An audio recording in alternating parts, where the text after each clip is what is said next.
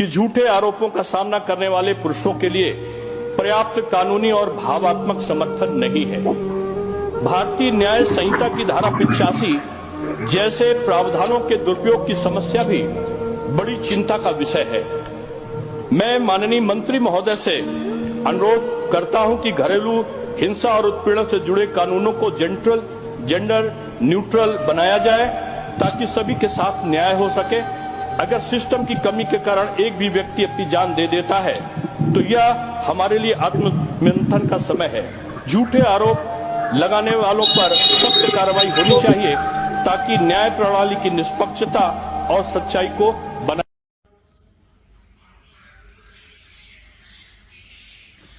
इस वीडियो को देखकर वाकई मुझे लगा कि हाँ, अब कहीं ना कहीं इस बात को सरकार के कानों तक पहुंच चुकी है कि वाकई सेक्शन 85 BNS यानी कि दहेज प्रथा जैसे जो कानून बनाए गए हैं सरकार द्वारा, उसका दुरुपयोग किया जा रहा है।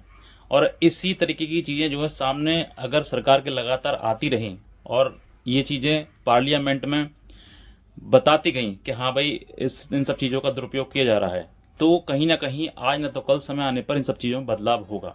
और अगर सिस्टम की कमी से, क्योंकि जो कानून बनाए गए हैं वो महिलाओं को नज़र में रखते हुए बनाए गए हैं, पुरुषों का कोई उसमें योगदान नहीं है, पुरुषों के लिए कोई भी रिलीफ किसी प्रकार का नहीं दिया गया है, क्योंकि कहीं ना कहीं सेक्शन 498A या फिर 85 जो BNS बन चुका है, यानी कि सेक्शन 144 या फिर 125 CRPC या फिर घरेलू हिंसा 12, ये सब चीज़ें जो है वो सिर्फ और सिर्फ महिलाओं को देखते हुए बनाई गई हैं। उनको ही समझ में बताया गया कि हाँ, इन्हीं को इनमें रिलीफ दिया जाएगा, बाकी किसी और पुरुष के लिए कोई रिलीफ नहीं है।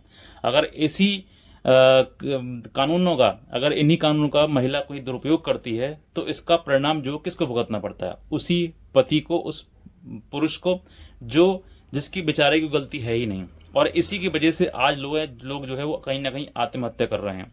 और ये जो चीज़ें जो काफ़ी वायरल हो जाती हैं, काफ़ी लोगों को जानकारी हो जाती है, और अगर वायरल ना हो तो हो सकता है कि ना जाने कितने लोग हर दिन इन सभी मुकदमों में फंसने के बाद अपनी जान गंवा रहे हैं। हर चीज़ हर व्यक्ति तक नहीं पहुंच पाती है। आज हो सकता है कि वीडियो आपने पहली बार देखा हो, जो मैंने दिखाया अभी आपको, ऐसी ना जाने कितनी घटनाएं घटित हो रही हैं आज के टाइम में कि महिलाएं जो है वो उन कानूनों का दुरुपयोग कर रही हैं। आप एक बार कोर्ट में जाकर देखिए कि हर महिला जो है वो अपना मुकदमा लेकर आ रही है। क्या इतना अत्याचार हो रहा है?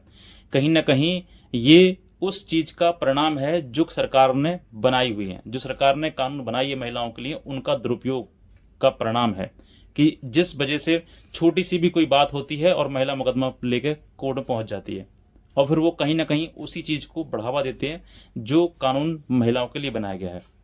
अब इसी चीज के चलते हुए मैं थोड़ा सा विस्तार पूर्वक बताना चाहूंगा कि कहीं ना कहीं किन किन कानूनों का दुरुपयोग किया जा रहा है और किस तरीके से ये सिर्फ और सिर्फ महिला के फेवर में, पुरुष के फेवर में कुछ है ही नहीं। सेक्शन 498 की बात करें, यानी कि सेक्शन 498 हो या फिर 85 BNS हो, अगर इन दोनों कानूनों की बात करें तो इसमें क्या बताया गया है कि पति या पति के परिवारजन वाला के द्वारा जो भी उत्पीड़न महिला का किया जाता है, उसमें सेक्शन 498A यानी कि 3 साल की सजा और फाइन का प्रोविजन है। ये उसके लिए बताया गया है, यानी कि पति, पुरुष या पुरुष के परिवार वाले करते हैं तब। अगर यही चीज विपरीत होती है, महिला और पत्नी के परिवार वाले करते हैं, तो क्या कानून है उनके लिए? तो उनके लिए कोई कानून नहीं है। यानी कि साफ है कि ये कानून सिर्फ और सिर्फ महिलाओं के लिए बनाई गई है, पुरुष के लिए कुछ है ही नहीं। अगर आप जो कानून बनाए गए है वो सरकार ने सिर्फ ये देखा है कि महिला के साथ ही उत्पीड़न होता है, महिला के साथ ही मारपीट होती है, कहीं ना कहीं पुरुष के साथ नहीं होता है। तो ऐसा गलत है सोचना। आज के टाइम में पुरुष भी कहीं ना कहीं बेचारे पीड़ित हैं। उनके सास ससुर उनके साथ अभद्रता करते हैं, उनको मारपीट करते हैं। ऐसी कई घटना है जो घर पर आकर उनको मारा पीटा गया है। ऐसी कई चीज़ें सामने आई हैं, लेकिन कहीं ना कहीं वो कानून जो है वो सिर्फ और सिर्फ महिलाओं के लिए बनाई गई है और इसमें पुरुष के लिए कोई भी रिलीफ नहीं दिया गया है।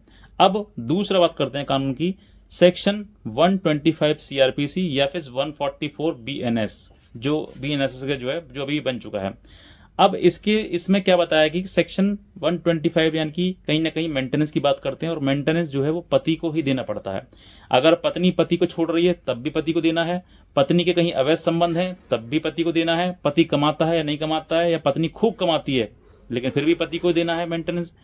ऐसी हर चीज में जो है वो सिर्फ और सिर्फ पति को ही पीड़ित बताया गया है। इसमें बताया गया है कि मतलब पति ही कमाता है। इस सेक्शन 125 सीआरपीसी या फिर 144 बीएनएसएस की जो धारा है बनाई गई है, इन धाराओं को सिर्फ और सिर्फ पति को ध्यान में पत्नी को ध्यान में रखते हुए बनाया गया है कि पत्नी को ही पैसे की जरूरत है, पति को कोई जरूरत नहीं है।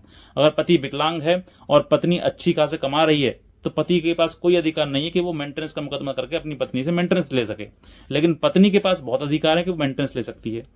तो ऐसा कानून जो सिर्फ और सिर्फ महिलाओं के लिए बनाया गया है, उसी प्रकार से एक सेक्शन 12 भी है 12 DB घरेलू हिंसा। घरेलू हिंसा मतलब कि मारपीट होती है, वही सब कुछ होता है।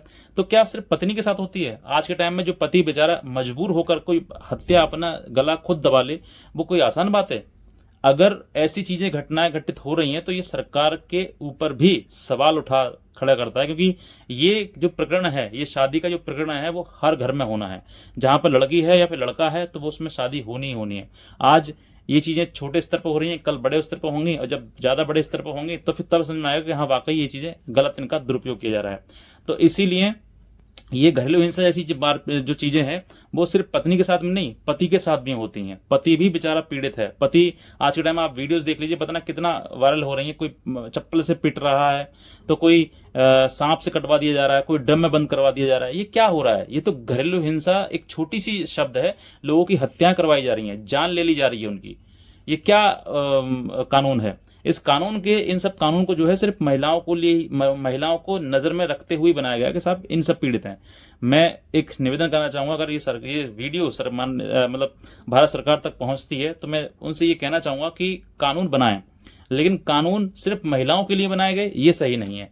पुरुष भी आपके लिए है। पुरुष के, अगर कोई पुरुष आपकी वजह से, आपके कानून की वजह से कोई आत्महत्या कर रहा है तो ये आप पर सवाल खड़ा होता है, और आपके लिए ही एक चीजें चुनौती है कि ऐसा कानून आपने बनाया। मेरा निवेदन है कि आप जो है अगर कानून बदलाव कर सकते हैं तो जेंडर न्यूट्रल कर दीजिए इसके लिए। यानी कि अगर पत्नी कहीं ना कहीं उत्पीड़न करती है पति का, तो उस पर भी 498A का मुकदमा दर्ज होना चाहिए, उस पर भी सेक्शन 85 में दर्ज होना चाहिए मुकदमा। अगर पत्नी कहीं ना कहीं पति के साथ क्रूरता करती है, मारपीट करती है, क्यों कर नहीं सकती है क्या, तो उसको भी अधिकार होना चाहिए सेक्शन 12 के तहत मुकदमा दायर करने का। अगर पति नहीं कमाता है और पत्नी बहुत कमाती है तो फिर पति को भी अधिकार होना चाहिए मेंटेनेंस का मुकदमा दायर करने के लिए। क्यों अधिकार नहीं है उसको? क्यों उसका अधिकार छीन लिया? कॉन्स्टिट्यूशन में आर्टिकल 21 में राइट टू इक्वलिटी की बात कही गई है, तो कहाँ इक्वलिटी है? महिला अलग कर दिया, पुरुष अलग कर दिए, तो ये इक्वलिटी नहीं है।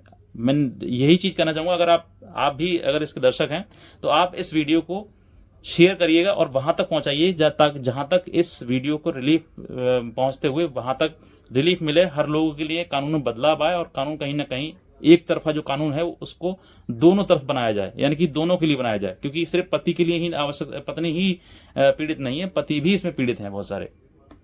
मैं इतना कहना चाहूंगा। अगर आप नए हैं तुरंत सब्सक्राइब करें, और एक हमारा व्हाट्सएप ग्रुप है जिसमें मैं आपको लीगल अपडेट जानकारी देता हूं, उसका मैंने लिंक इसी वीडियो में दिया हुआ है, उस पर क्लिक करके आप फॉलो कर लीजिए और शेयर जरूर करिएगा। और ये शेयर करते करते वहां तक पहुंचाइएगा जहां तक इस कानून में बदलाव हो सके, यानी कि भारत सरकार तक ये वीडियो जरूर पहुंच जाना चाहिए। बस मेरा इतना ही निवेदन है। आज का वीडियो देखने आपसे बहुत धन्यवाद।